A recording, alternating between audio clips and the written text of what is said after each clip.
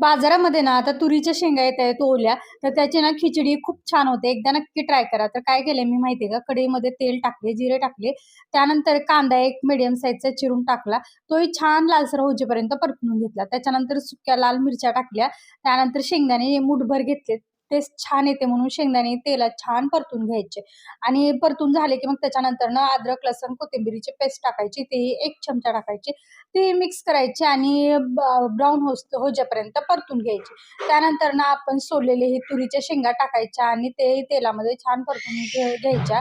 नंतर बटाटा आणि टोमॅटो टाकायचं. जास्त काही भाज्या टाकायची गरज नाही. असं छान लागतं साधं सिंपल. मी तिखट वगैरे जास्त काही टाकलं नाही आणि खडे मसाले पण नाही टाकले तरी ही खिचडी खूप छान टेस्टी लागते. एकदा नक्की ट्राय करा. आणि बाजारात शेंगा येतच आहेत तर याचे वेगवेगळे पदार्थ मी दाखवणारच आहे. आणि बघू शकता तुम्ही 3 शिट्ट्या झाल्यानंतर ना भात आपला मस्त लपलप झालेला आहे आणि आम्ही नॉर्मल आपला साधाच भात घेतला आहे. त्याच्यासोबत कढी, पापड, नंतर शेंगदाण्याची चटणी, कांदा, तळलेली मिरची मस्त असा बेत होतो. एक तर नक्की ट्राय करा आणि गरमागरम तुपासोबत सर्व्ह करा.